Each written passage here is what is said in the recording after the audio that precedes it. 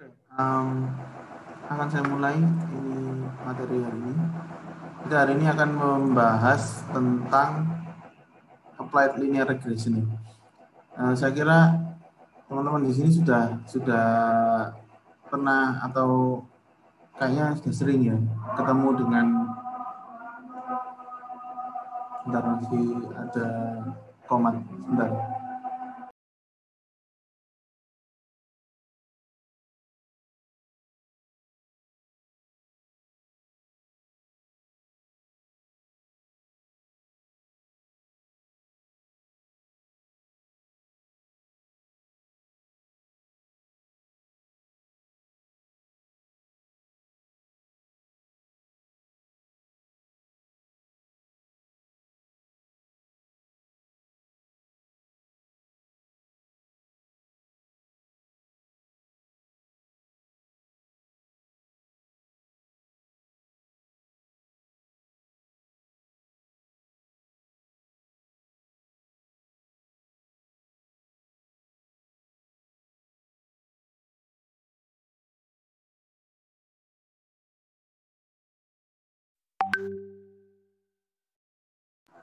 Oke, saya lanjutkan. Jadi linear regression ini mungkin sudah sering kalian temui ya, mungkin mulai SMA juga sudah ditemui linear regression, dan apalagi di mata kuliah pengantar statistik ataupun metode statistik ya, di mana linear regression ini digunakan untuk memprediksi nilai yang akan muncul berdasarkan atribut yang kita sudah miliki. Nah, untuk kelas hari ini khususnya linear regression-nya akan digunakan sebagai dengan nama applied linear regression, karena metode yang sudah sangat berumur ini itu ternyata bisa juga digunakan untuk memprediksi sesuatu atau mempowering expert system. Jadi misalkan kita mau membuat sebuah machine learning atau artificial intelligence, itu salah satunya juga bisa menggunakan metode prediksi di linear regression. Di sini kita akan lebih fokus mungkin metodenya nanti juga kita lihat sekilas dan kita pelajari lagi. Tapi kita mungkin akan lebih fokus ke bagaimana metode yang kita sudah pelajari itu diaplikasikan ke kasus yang ada dan dipasangkan ke program yang akan kita buat. Jadi ini outline untuk hari ini. Jadi kita akan membahas tentang regresi linear, metodenya dan cara menghitungnya, lalu apa sih gunanya kita mempelajari hitungannya. Lalu kita akan mengaplikasinya ke sebuah case study, karena untuk menghitung manual, kalau nanti kita membahas tentang multivariate regression atau regresi dengan atribut yang berganda, itu akan sulit kalau kita aplikasikan ke hitungan manual. Jadi kita nanti untuk case study-nya itu menggunakan pemrograman Python dan library yang ada. Jadi regresi ini sebenarnya adalah metode statistik yang memungkinkan kita untuk mengestimasi hubungan matematis antara variabel dependent atau variabel target dan variabel independent bebas. Yang saya buat di sini adalah estimasi karena tidak mungkin 100% tepat ya. Makanya namanya adalah estimasi ya. Atau bahasa kerennya itu biasanya aproksimasi. Pengira-kiraan tapi yang paling dekat, istilahnya seperti itu. Jadi kita intinya adalah membuat model matematis yang bisa mengira-ngira suatu nilai. Tapi kira-kiranya tadi berdasarkan variabel yang kita sudah punyai dengan penghitungan-penghitungan yang kita sudah punyai. Dan linear regression ini biasanya digunakan untuk menganalisis sebuah tren atau memprediksi atau meramal ya istilahnya, meramal sesuatu yang akan terjadi berdasarkan event yang sudah dilewatkan atau berdasarkan data-data yang kita sudah miliki. Salah satunya penggunaan regresi ini misalkan adalah prediksi harga rumah. Ini mungkin nanti kita akan praktekkan secara langsung menggunakan data rumah atau data harga rumah yang ada di kota tempat saya tinggal dulu di Amerika. Lalu kita akan bisa menggunakan regresi untuk memprediksi harga saham atau yang lagi ngetren sekarang mungkin cryptocurrency. Terus bisa untuk memprediksi tren penjualan atau bisnis. Lalu kita bisa juga untuk memprediksi demand atau demand management. Misalkan kita bisa tahu kapan produk kurma itu laris misalkan dengan menggunakan regresi. Atau juga kita bisa mendukung proses pengambilan keputusan dan apapun itu. Misalkan kalau kita punya bisnis kurma itu tadi, kapan kita harus nambah stok, kapan kita harus mengurangi stok, kapan kita harus memasang promo, kapan kita harus istilahnya memahalkan harganya. Mungkin kalau kita lihat secara garis besar atau global, itu kita bisa mengetahui alasan-alasan kenapa kok misalkan di Matahari itu barang ini yang lagi didiskon lalu besoknya sudah nggak diskon lagi atau lain sebagainya untuk strategi marketing atau strategi bisnis. Jadi banyak sebenarnya kegunaan regresi. Salah satunya lagi juga regresi ini bisa digunakan untuk misalkan memprediksi curah hujan, memprediksi cuaca atau memprediksi apapun. Karena regresi ini sifatnya adalah continuous atau target variabelnya itu bukan sebuah kelas ya. Itu kita juga bisa memprediksi angka-angka yang sifatnya itu bilangan real gitu ya. Bukan sebuah kelas. Jadi sebenarnya tujuan utama regresi itu kita bisa memprediksi hal yang akan terjadi di masa depan dengan data yang kita punya. Contoh sederhana di sebelah kanan ini itu adalah membuat prediksi atau membuat estimasi penjualan baju renang berdasarkan temperatur hari itu. Jadi di sini memang ternyata setelah dilihat dari datanya itu terdapat korelasi bahwa temperatur ini berpengaruh ke total penjualan. Cuman kita nggak tahu korelasinya ini seberapa besar ya. Nah, dengan menggunakan teknik linear regression itu kita bisa memperkirakan jumlah penjualan baju pada hari-hari tertentu dengan temperatur tertentu. Tujuannya apa? Tujuannya kita juga bisa memprediksi kira-kira besok itu baju renang yang harus kita stok itu ada berapa. Karena kita tahu kira-kira lagi besok itu temperaturnya berapa. Jadi dengan data yang kita miliki, misalkan sesederhana ini, misalkan kita punya data temperatur dan total penjualan, kalau kita koneksikan dengan prediksi cuaca dari BMKG atau dari aplikasi lain, kita bisa memprediksi atau kita bisa memperkirakan berapa stok baju renang yang harus kita punya, sehingga nanti tidak ada yang istilahnya namanya sold out ya, baju renang. Jadi ada beberapa ini sebenarnya didasarkan di beberapa itu anekdot ya, atau beberapa jokes yang lagi ngetrennya. Kalau misalkan orang ini saya nggak bermaksud untuk membeda-bedakan ras ya, tapi ini biasanya budaya yang terjadi. Misalkan orang Jawa itu biasanya kalau jualan, misalkan ya kita jualan kue gitu. Kalau dia itu sold out atau habis kuenya sebelum jamnya, misalkan harusnya tutup jam 5 tapi ternyata jam 2 sudah habis, itu kalau katanya keluarganya itu hebat, wah berarti laris. Berarti makanannya enak, laris, dan bisa pulang lebih cepat. Jadi bagus, namanya sold out itu konotasinya bagus. Tapi kalau orang Chinese, kalau jualan misalkan jam 5 itu seharusnya dia tutup, tapi jam 2 udah habis, itu berarti yang jualan bodoh. Menurut keluarganya, kamu bodoh. Kenapa kamu tutup jam 5 tapi jam 2 udah habis? Berarti kamu tidak bisa memperkirakan berapa atau berapa produk yang bisa kamu jual hari itu. Dan kamu melewatkan kesempatan mendapatkan uang yang lebih banyak lagi. Dan itu di dalam bisnis disebut sebagai opportunity cost. Jadi tujuannya utama regresi ini salah satunya kalau dalam dunia bisnis adalah kita bisa mengurangi opportunity cost sehingga keuntungan yang kita dapat lebih banyak. Dan juga kita tidak bisa menghindari overstock. Kalau misalkan baju renang kan oke lah ya, mungkin besok kita bisa jual lagi.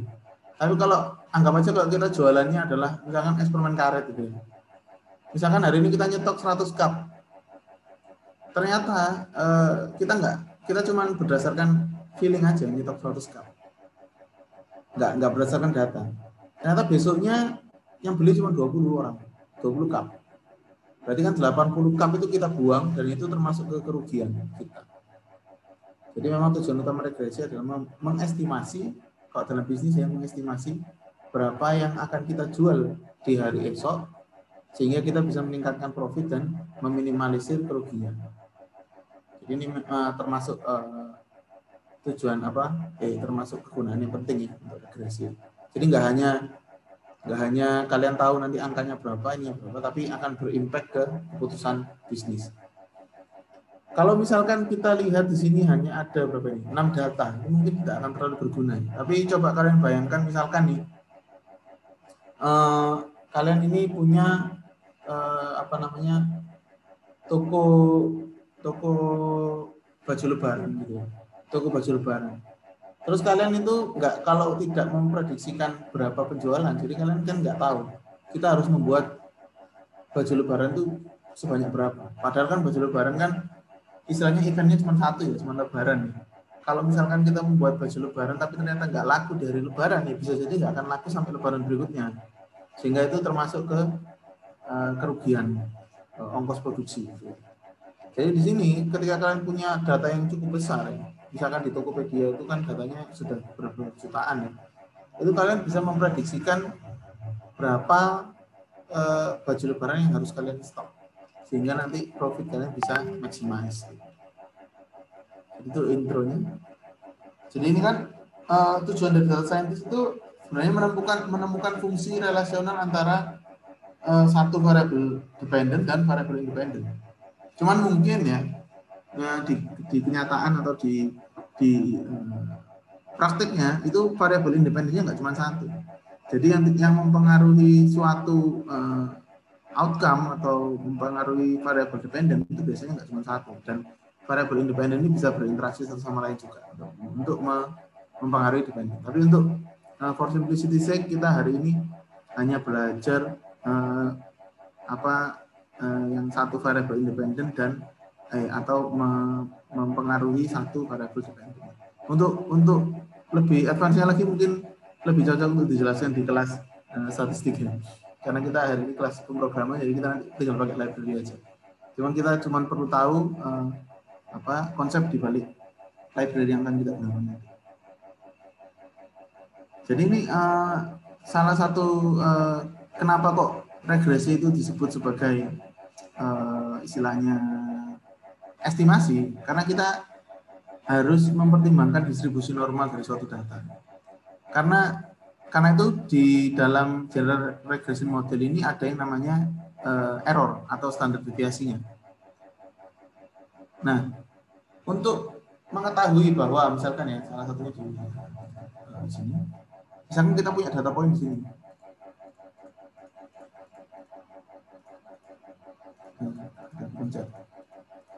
Jadi dia menggambar estimasi garisnya adalah di sini. Karena nilai regresinya cuma satu. Dia mengestimasikan gambar di sini itu karena berdasarkan di tiap data point ini ada distribusi normal dari variabel Y ini. Variabel Y-nya kan ini variabel independen. Y-nya kan. Nah, di distribusi normal ini yang harus kita pegang di dalam linear regresi atau dijadikan sebagai asumsi. Jadi linear regresi ini kalau di statistik mungkin pasti dibilang hanya bisa dibilang akurat ketika asumsinya ini terpenuhi. Nah, asumsinya adalah variabel target kita ini normal distribusinya. Variabel distribusi normal itu ya secara Gaussian itu dia berada di tengah, tersebar secara normal. Outliernya nggak terlalu banyak, terus ya rata-rata di tengah. Jadi dia estimasinya nggak terlalu jomplang, misalnya seperti itu. Makanya kita sebut variabel regresi ini sebagai distribusi normal. Dan memang tidak bisa 100% akurat karena ada yang namanya standar deviasi atau error. Jadi ada margin of error-nya. Misalkan kalau sesuai model regresi itu kita besok harus menjual 100 pakaian renang, tapi kita harus lihat errornya berapa.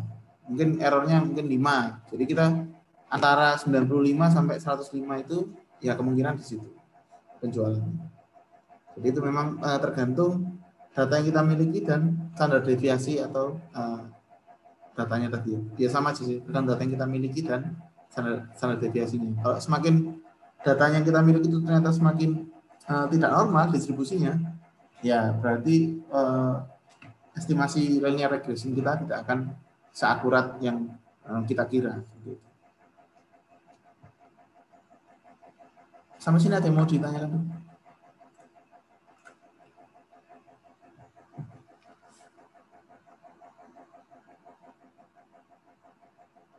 Nah, sebentar.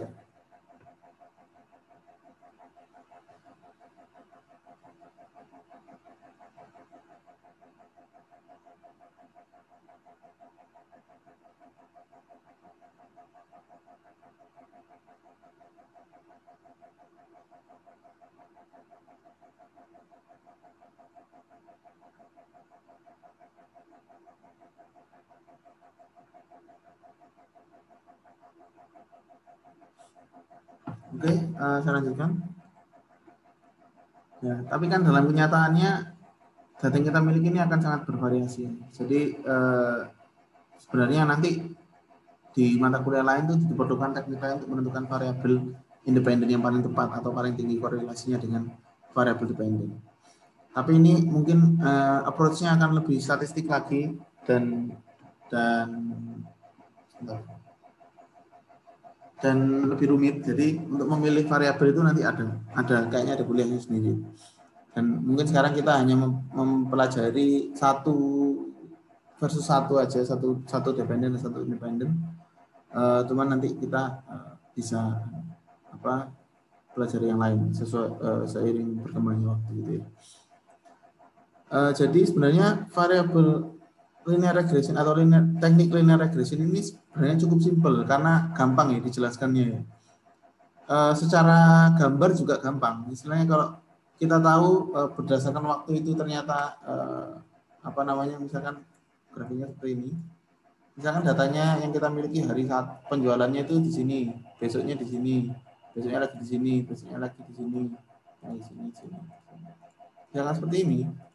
Itu akan lebih mudah dijelaskan secara gambar karena kita tahu bahwa garisnya itu segini. Setiap variabel dependen ini akan mempengaruhi variabel y-nya di sini. Oh, y-nya saya kayak gitu sih. Nah, jadi lebih mudah dijelaskan dan interpretability-nya tinggi, sehingga kita tidak perlu menekan K. Kelihatan lah istilahnya ya, secara plot.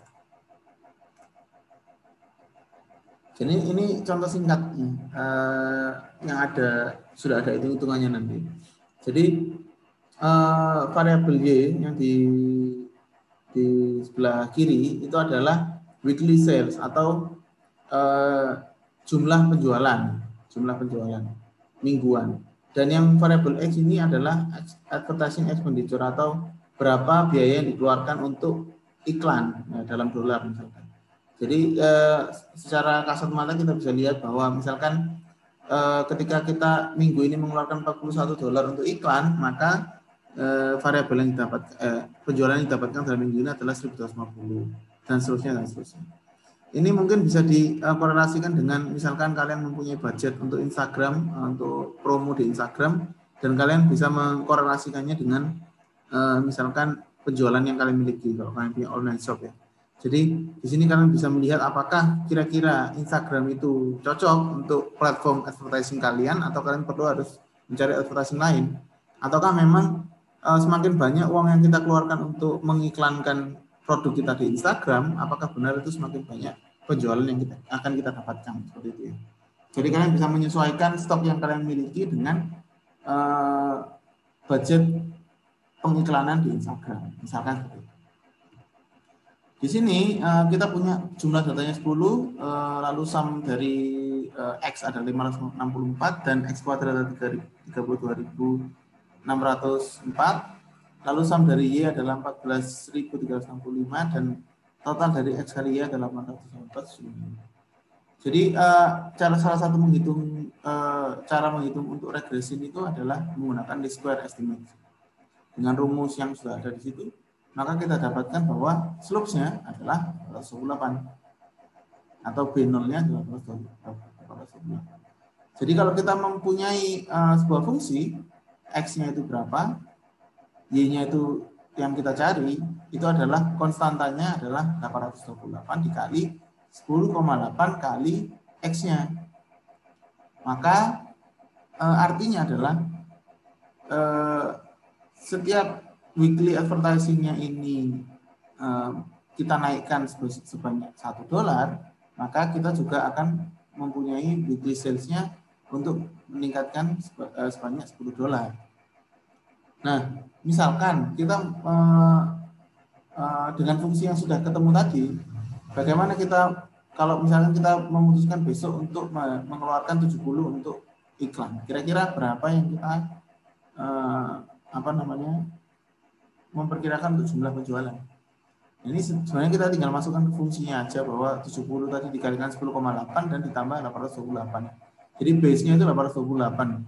Sebenarnya karena hitungan ini tadi kita mempunyai koefisiennya sebanyak 828. Nah, ini berguna untuk menentukan jumlah produksi di pabrik. Jadi misalkan kita sudah siap dana $70, terus kira-kira besok berapa sih penjualannya? Itu kita nggak perlu mengira-ngira karena kita sudah punya regression function ini. Kita bisa optimis bahwa besok penjualannya adalah sekian, 10 kali 10,8 yang mungkin sekitar 700 ya.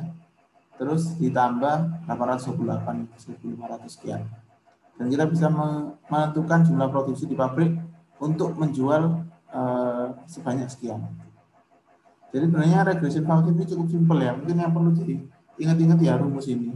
Rumus untuk menentukan koefisien dan menentukan ininya ya, slopes-nya ya atau gradient untuk garisnya itu tadi. Sudut kemiringan. Sudut kemiringan apa namanya? Koefisien kemiringan, slopes. Mungkin kalau untuk menjelaskan rumus ini secara lebih dalam lagi lebih cocok untuk Bu Indah ya untuk menjelaskan, karena saya juga sebenarnya nggak terlalu paham untuk rumus ini. Cuman supaya kita tahu bahwa data yang kita miliki itu ternyata bisa menjadi informasi untuk menentukan istilahnya prediksi kita ke depan ya, menjadikan suatu model matematis ini, yang mana nanti model ini kita bisa tinggal masukkan ke fungsi yang kita miliki sehingga kita tahu istilahnya data yang kita masukkan ke variabel X tadi itu pengaruhnya kemana untuk variabel Y kita. Seperti itu. Setelah ini kita akan masuk ke praktek ya. Sebelum itu apakah ada yang mau ditanyakan?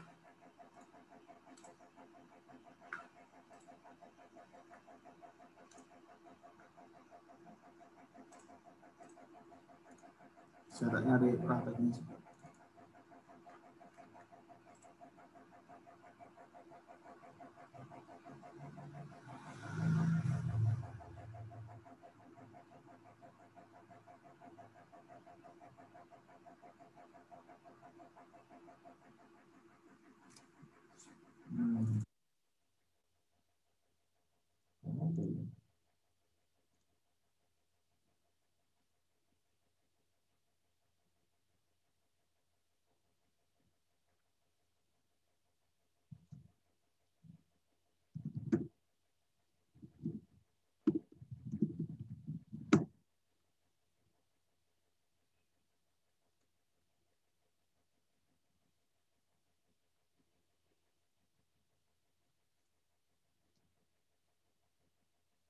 Silakan mau tanyakan terkait regression.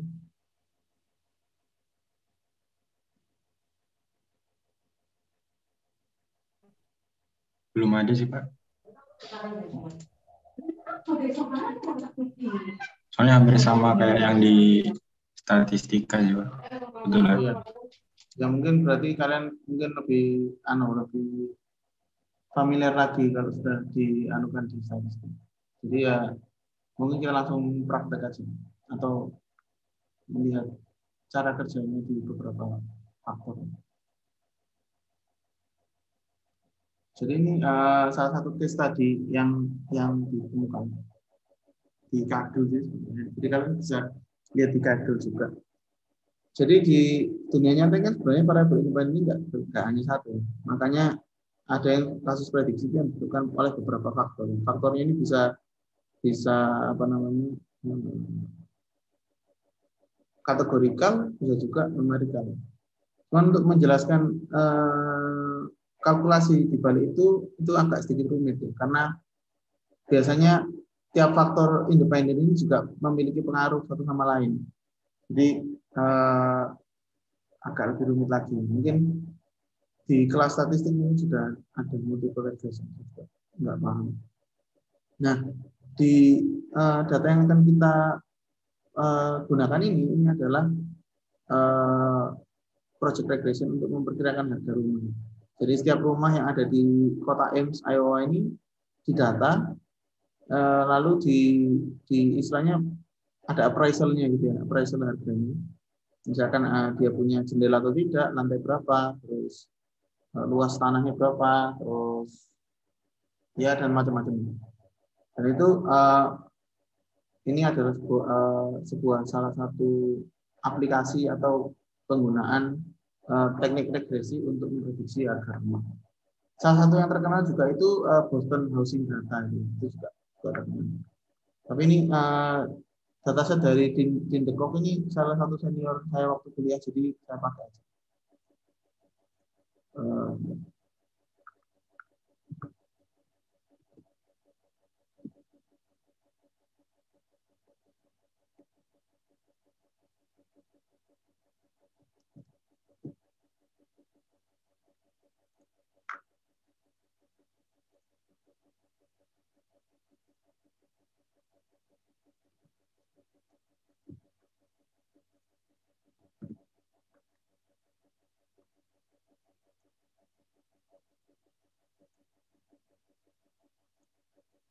Ini saya bingung kenapa Jupiter nggak jalan.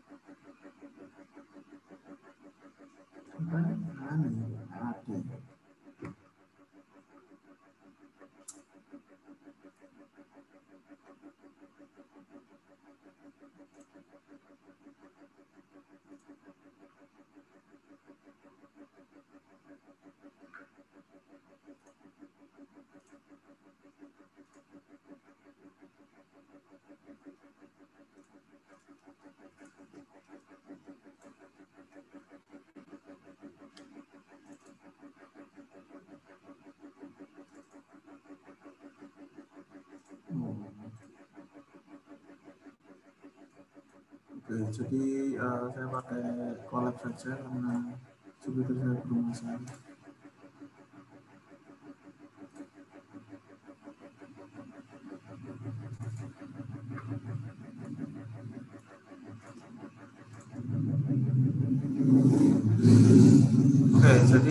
seperti biasa sebenarnya.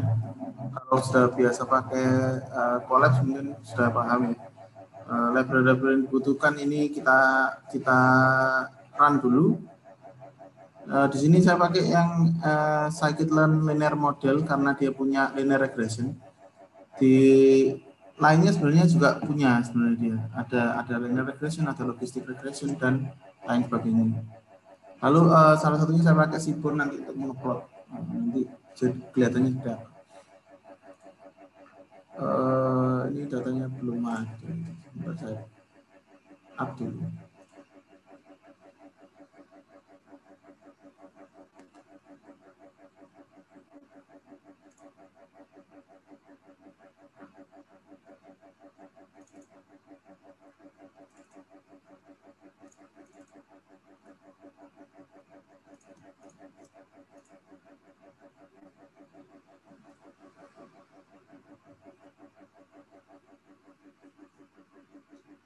Oke, datanya sudah ada. Kita coba lihat sedikit dari train sampelnya untuk melihat apa aja. Di sini ada ID yang kita tahu mungkin hanya sebagai identifier ya. Lalu ada MS subclass ini kita coba lihat di Kaggle ini. Artinya apa? MS subclass berarti ada building class. Ya. Mungkin building class ini ada istilahnya itu rumahnya seukuran berapa gitu. Kalau mungkin di Amerika ada yang itu rumahnya itu kelasnya itu dia rumah kecil atau tidak bertingkat seperti itu. Jadi building class ini melambangkan bahwa rumah itu bentuknya seperti apa atau tipe rumahnya. Kalau ada MS zoning adalah general zoning classification ini mungkin untuk mengetahui di mana dia ditempatkan, mungkin ada yang di istilahnya di dalam klaster atau ada di dekat perbelanjaan atau jauh dari perbelanjaan seperti apa. Lalu ada lot frontage ini maksudnya berapa jalan yang terhubung dengan properti atau istilahnya lebar dari rumahnya. Lalu ada lot area untuk mengetahui luas tanah. Lalu ada street tipe untuk jalan besarnya itu ke mana. Lalu ada alley tipe untuk gangnya. Ada lot shape general shape of property maksudnya bentuknya seperti apa, mungkin kotak atau seperti apa. Lalu ada line contour, flatness of the property. Mungkin kalau di daerah Midwest sana mungkin sama ya karena nggak ada gunung, jadi semuanya flat. Kemungkinan line contournya sama. Lalu ada utilities, apa aja yang terhubung ke situ, apakah ada internetnya, apakah ada terhubung dengan air bersih atau tidak, ada listriknya atau tidak. Lalu ada load configuration, lalu ada slope, kemiringan properti. Lalu physical location within M sini maksudnya dia di mana, apakah ada di daerah pinggiran atau seperti apa. Lalu ada condition, dia di dekat jalan utama atau ada di dekat rel kereta api atau seperti apa, dan lain sebagainya. Banyak sekali properti yang ada di sini. Lalu ada juga harganya di sini. Jadi kalau kita lihat di harganya itu mana ya?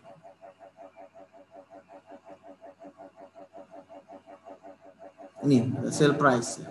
Jadi harganya berapa? Ini ada target variabelnya. Maksudnya dengan atribut sebanyak ini ada atau tidak dan lain sebagainya, kita bisa tahu nanti harganya berapa seperti itu. Dan ini sebenarnya versi sulitnya ya kalau yang house ini karena ada banyak sekali. Cuman untuk praktikum besok kita nggak akan memakai ini kayaknya, pakai yang lain. Jadi kita kembali ke sini. Jadi kita lihat di sini bahwa semua atribut sudah ada. Ada yang atributnya itu bentuknya adalah apa namanya? Ini misalnya apa? Kategorikal. Ada juga yang continuous atau bilangan real. Misalkan ini log frontage ini tadi kan, log areanya berapa, terus yang terhubung dengan jalan berapa. Ini kita juga bisa lihat lokasi, misalnya neighborhood di Northwest Ames, di mana Mitchell itu di mana. Ya, saya dulu tinggalnya ini di Somerset ini. Jadi ini memang beberapa daerah ini saya kenal nama jalannya. Lalu ada juga condition ini seperti apa, normal dan lain-lainnya. Building type-nya ada yang one family dan townhouse, ada yang two story, ini maksudnya 2 lantai, one story tidak ada tingkatannya. Kalau ada overall quality, semakin besar semakin bagus kualitasnya. Overall kondisinya seperti apa, lalu dia dibangun tahun berapa, ada yang sampai mulai dibangun sudah tahun 1915, ini berarti sudah sangat klasik gitu mungkin ya. Lalu dan lain sebagainya, ini ada banyak. Bahkan sampai lihat kira-kira eksterior ini terbuat dari kayu apa ya, karena di sana kebanyakan pakai kayu, nggak pakai tembok, jadi ada yang cuma pakai triplek seperti itu, atau dilapisi vinil atau hardboard atau seperti apa. Jadi kalau kalian mau mencermati tiap datanya, itu bisa dilihat bahwa setiap kategori ini itu bisa jadi berpengaruh ke sale price.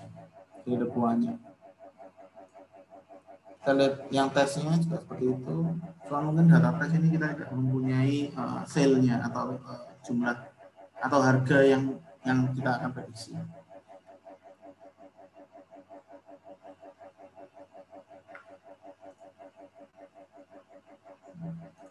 Nah, ini di sini akan saya pilih beberapa data yang kategorikal. Mungkin karena data kategorikal itu kita sendirikan ya. Jadi yang train itu kategorinya ini aja. Yang tipenya objek berarti kan dia kategorikal. Dan karena kategorikal itu kan biasanya kalau untuk hitung-hitungan itu agak sulit ya. Apalagi kita hanya pakai linear regression. Padahal kalau kategorikal itu sebenarnya ranahnya sudah ke regresi logistik. Dan kita seleksi tipe data yang numerik saja, yang hanya float atau integer tipe datanya. Ini tipe data ini bisa kalian tahu kalau kalian baca dokumentasinya Pandas ya. Jadi nggak perlu dihafalkan, mungkin kalian tahu pengen tahu kira-kira tipe data numerik di Pandas itu apa yang sudah diambil hasil.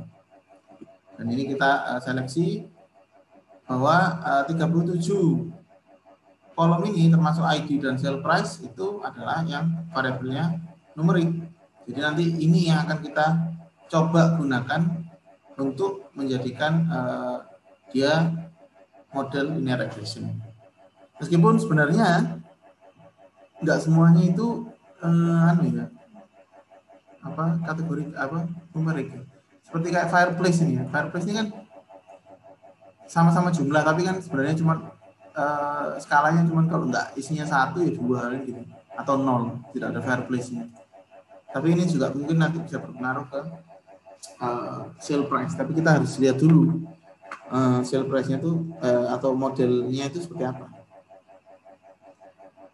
Kita cek dulu di ini karena yang kategorikal kita nggak perlu. Nah, kita lihat yang numerik, apakah ada missing data. Nah, ternyata yang di numerik ini ada lumayan banyak missing datanya. Jadi di yang train itu ada load frontage itu ada yang nggak ada datanya, 259 dan lain-lain ini nggak ada datanya. Lalu kita lihat yang di tes itu juga ada yang tidak ada datanya. Jadi ini sebenarnya menjadi masalahnya. Makanya untuk sementara kita buang dulu data yang ada missing value. Bentar ini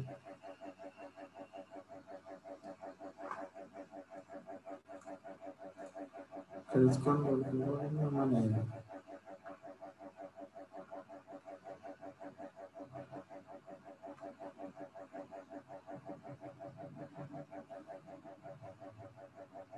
Ini kolomnya ada missing value-nya kita buang. Jadi semua kolom yang ada missing value-nya kita buang. Jadi load frontage, garage, yard build, mesh, area, basement, ya sampai pokoknya ada kolomnya kita buang. Tapi sebenarnya ini agak ini sih, agak boros sih. Sebenarnya bisa kita drop nah, pakai Pandas ini kita drop nah.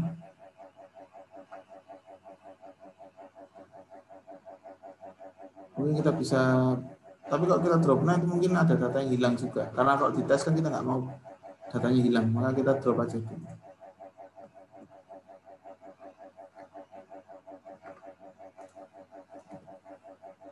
Kita lihat bahwa sekarang hanya tinggal 62 kolom.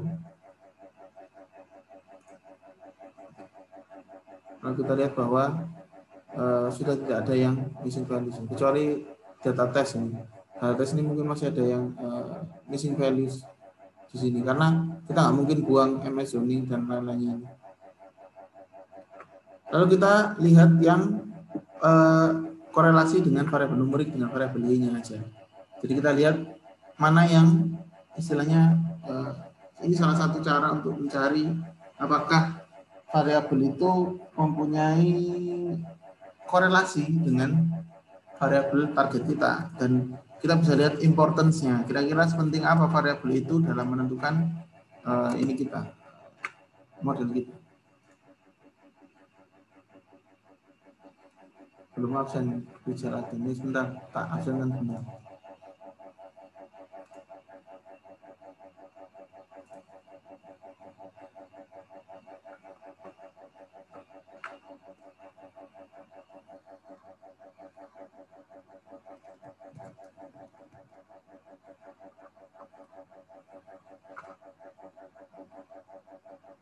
Nggak ada. Oh, plus 2.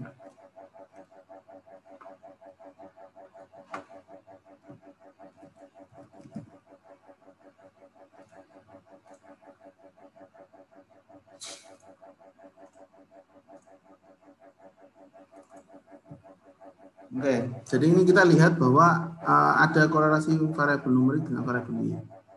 Jadi semakin dia itu mendekati 0, berarti semakin tidak berkorelasi dia dengan sale price. Di sini kita lihat bahwa yang korelasinya itu lumayan tinggi adalah overall quality, lalu ada tahun remodelingnya. Tapi kalau tahun ini kan sebenarnya kan juga tidak melambangkan itu ya. Semakin besar dia bisa jadi semakin mahal kan mungkin ya, karena dia semakin baru kan. Terus ada juga misalkan total basementnya, terus luas first floor-nya, ada living area-nya atau ruang tamunya seberapa dan lain-lain. Jadi kita bisa pilih yang cocok seperti apa.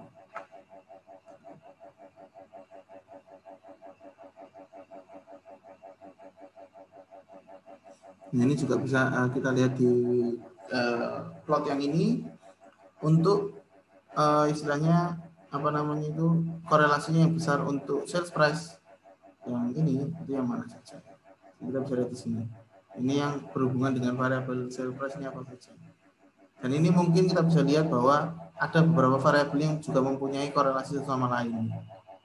Kita bisa lihat itu kira-kira apa ya. Dari situ kita bisa tuliskan bahwa yang penting atau variabel yang punya highly correlated itu adalah ini overall qual dan lain-lain. Jadi sekarang kita coba plotkan untuk target variabel ini. Kita lihat setiap target variabel ini garisnya itu seperti apa, garis regresinya.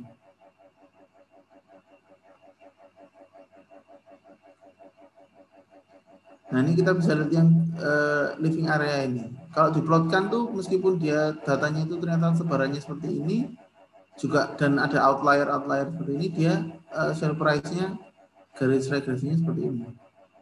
Kemiringannya seperti ini. Overall quality-nya juga seperti apa untuk berdasarkan sale price ya. Naiknya seperti apa. Jadi kalau 10 itu jelas ya semakin tinggi, meskipun ini outlier di sebelah sini.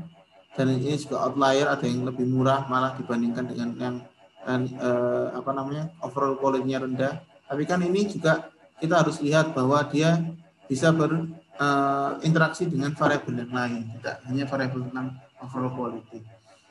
Lalu ada juga yang total basement, itu dia seperti ini, meskipun banyak outlier juga sebelah sini, tapi dia proyeksinya ke sana. Kalau dilihat ini ada yang biru muda, ini margin of error-nya ya. Jadi semakin ke sana dia semakin nggak yakin estimasinya itu ke arah mana dan lain sebagainya. Yang garis scar ini mungkin agak aneh ya, kita mungkin nggak bisa tahu kok bisa yang garasinya ini banyak malah murah, ini kan aneh sebenarnya di sini. Jadi ini agak tidak normal karena dia plotnya juga nggak kelihatan naik apa turun atau seperti apa. Jadi kita sekarang ambil beberapa fitur tersebut untuk kita jadikan model atau kita masukkan ke model regresinya. Jadi kita tulis saja fiturnya di list di sini. Lalu kita masukkan di gabungan train test.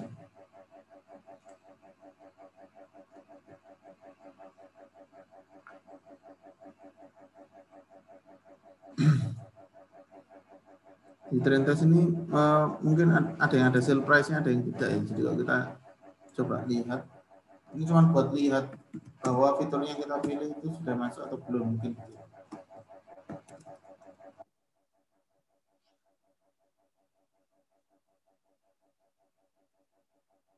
Ini ada yang sale price-nya not available, berarti kan dia istilahnya data test ya.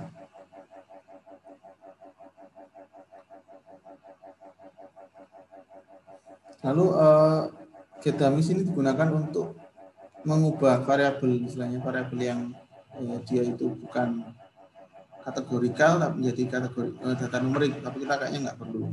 Jadi kita pisah lagi aja. Mungkin train test.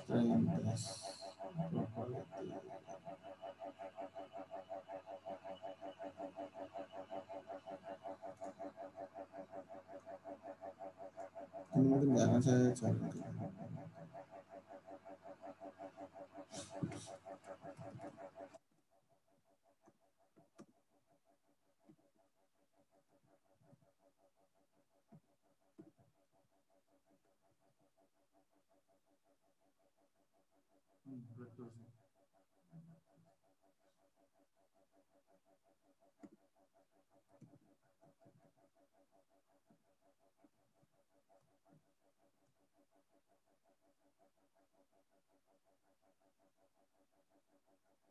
Ya, karena ini fiturnya aja, jadi kita punya train test ini yang fitur kita menjadi satu, lalu kita pisah lagi dan y-trainnya kita taruh yang sale price.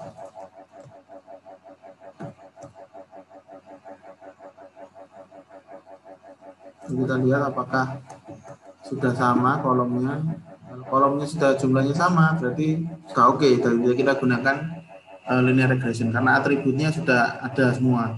Ada overall quality, ada tahun, ada year remodeling, ada basement, ada grading area, ada full bar, dan lain-lain. Kenapa kok banyak variabel tadi yang dipilih hanya segini ya? Kita perlu ingat-ingat tadi, kira-kira korelasinya tadi tinggi atau tidak gitu. Kalau misalkan mau dimasukkan semua sebenarnya juga nggak apa-apa, tapi perlu diingat lagi bahwa variabel itu bisa jadi juga menghambat yang lain. Jadi interaksinya itu macam-macam.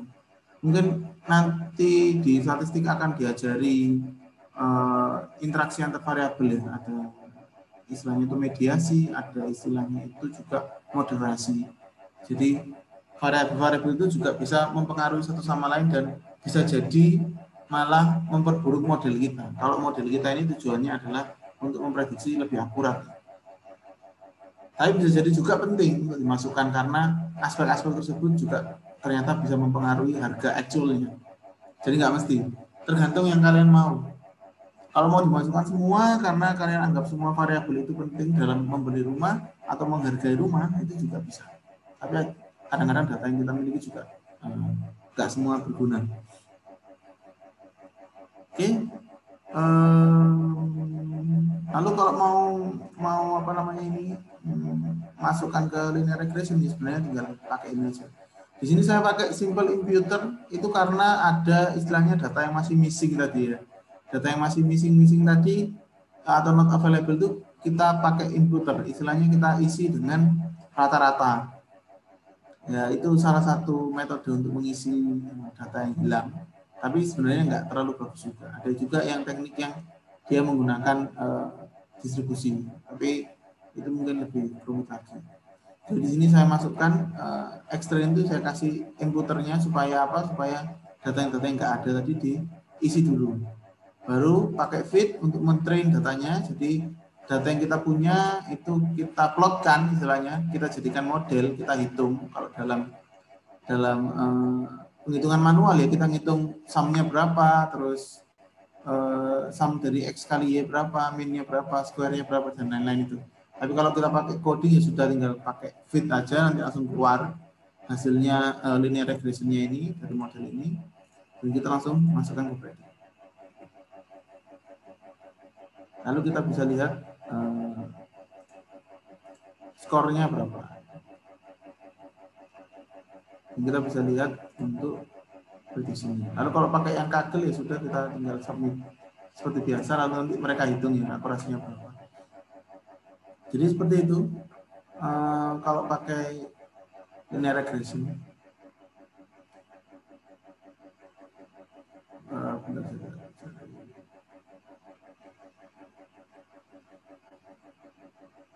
Untuk ngeplotnya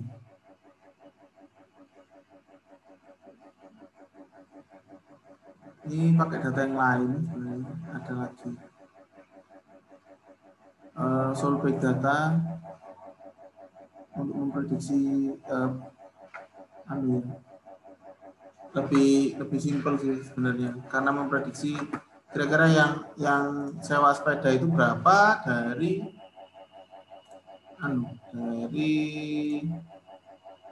temperatur yang ada. Mirip kayak contoh tadi. Saya coba.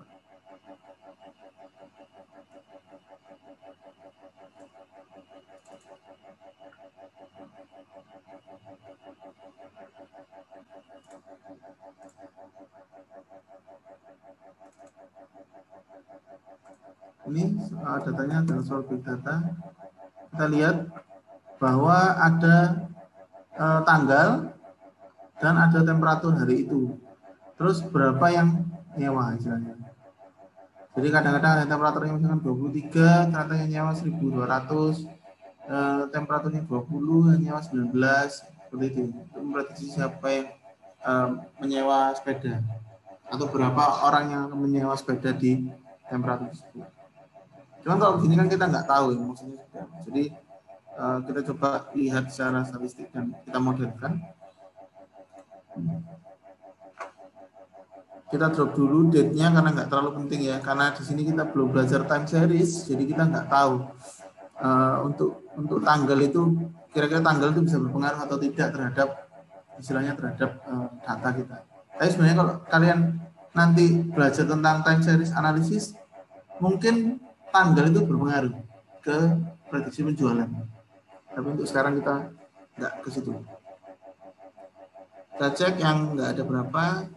Setelah itu ya sudah kita fitkan dan kita plotkan.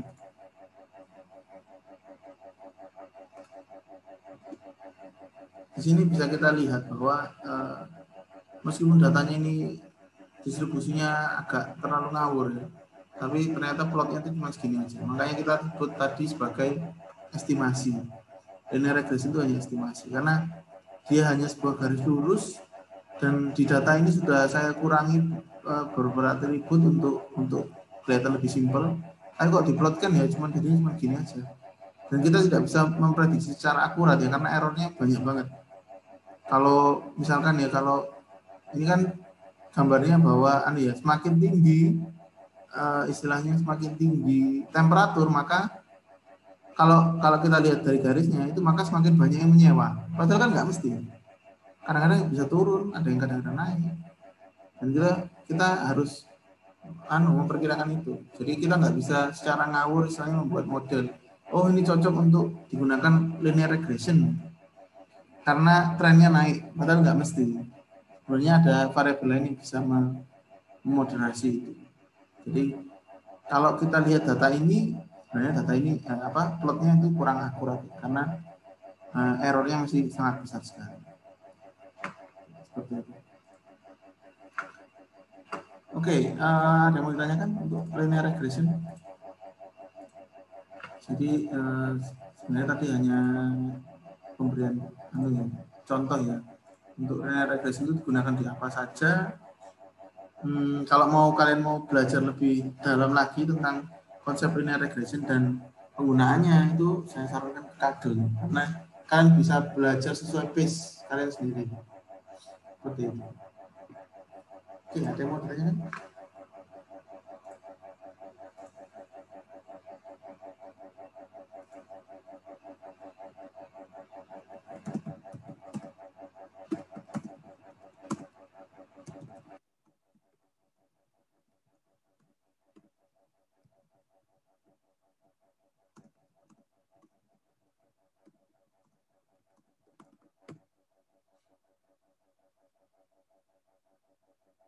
Oh, notebooknya di share, oke, share-nya kalau gitu.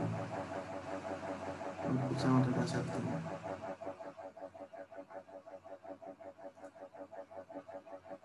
Kalau misalkan di notebook itu kurang jelas, itu kalian bisa ke halaman Kaggle-nya. Di halaman Kaggle itu ada bagian code.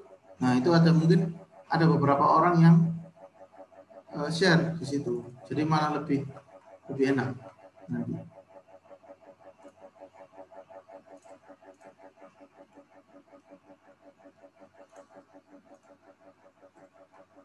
Oh, di WA ya, di WA. Di Zoom ini nggak bisa share langsung banyak. Sangat merepotkan sekali.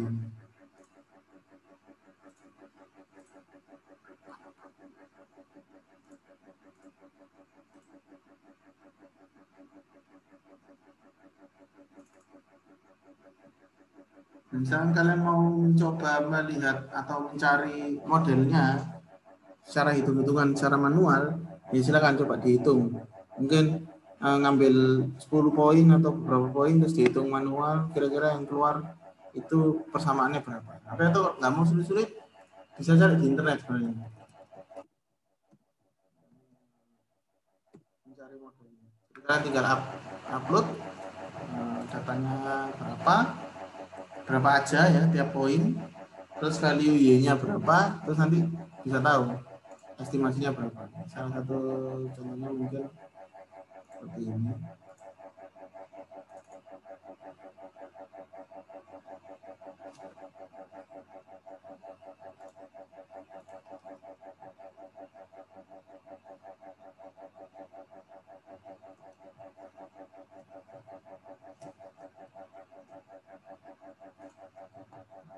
Bentar.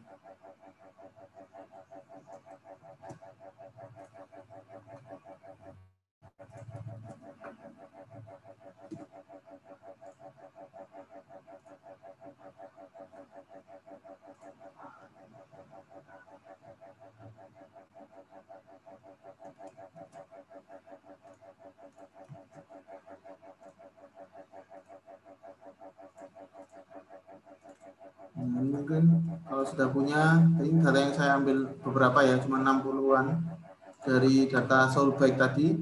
Terus kalian kalau mau tahu estimasinya, langsung dihitung, klik aja. Dia akan menghitung sendiri. Dan sudah ada plotnya. Tapi kita sebenarnya bisa lihat ya di sini, bahwa sebenarnya plot yang kita punya dari data Soulbike itu jelek banget. Nggak mesti gitu.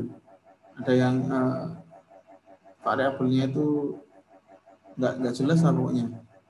Ada yang min 8 tuh malah tinggi, ada yang gimana. Jadi dia sebenarnya garis ini tidak bisa melambangkan secara akurat prediksi kita sampai mana. Bisa juga dilihat dari ini regression line-nya atau rumus Y-nya ini. Nah, ini kan kalau kalian mau tahu hitung-hitungannya tinggal dilihat aja. Dan memang semua itu berpengaruh ke datanya.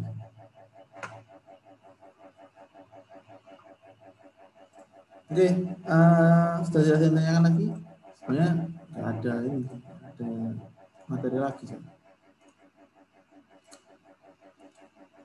Ini saya coba intipkan ini modulnya besok.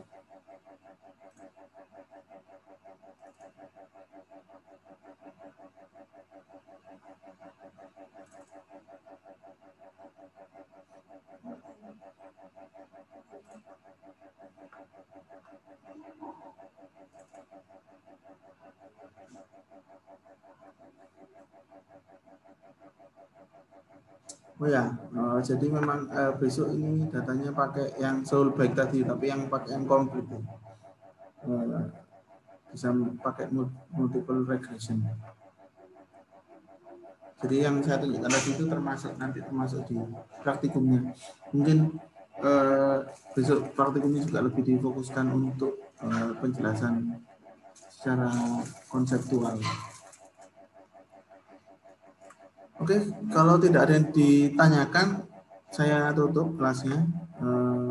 Sampai sini. Dan ini adalah materi terakhir ya, dari algoritma pemrograman 1.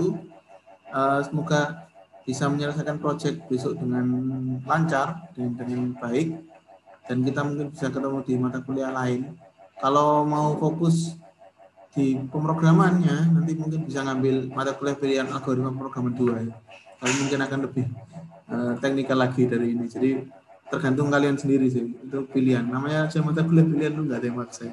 Wajib kan memang harus diambil seperti itu. Kita ketemu mungkin minggu depan untuk kuis ya. Nggak tahu kayaknya kuisnya mandiri sih, nggak perlu ada Zoom ya. Nanti coba saya diskusikan dengan Bu Dini. Selain itu kita mungkin ketemu lagi di praktikum terakhir di minggu ini. Setelah itu sudah selesai, tidak ada praktikum lagi, sudah bebas, dan tinggal project dan kuis. Itu yang mungkin esensi dari materi yang sudah disampaikan atau sudah di-sharingkan di semester ini, itu akan mungkin dipakai di situ. Jadi sekali lagi tidak mempermasalahkan sebenarnya kalau saya pribadi untuk kalian kopas atau seperti apa, tapi nanti ujian sebenarnya adalah waktu ditanya itu. Kalau misalkan tidak paham, ya berarti kopas doang gitu kan, nggak dapat ilmunya. Jadi kalau misalkan kalau kalian kopas tuh dapat ilmunya gitu aja, sehingga waktu ditanya ngerti apa yang akan digunakan itu. Oke, sampai di situ aja. Sampai ketemu di praktikum. Setelah itu kita sudah mencapai akhir semester ya, jadi setelah ini sudah menjadi mahasiswa tahun kedua, meskipun belum pernah masuk kuliah ya, Jadi semoga di tahun kedua nanti kita juga bisa masuk kuliah beneran gitu, nggak cuma lewat Zoom gitu, kayak online course saja. Oke, terima kasih. Selamat sore. Assalamualaikum warahmatullahi wabarakatuh. Selamat sore. Terima kasih Pak. Banyak Pak. Terima kasih Pak. Terima kasih Pak.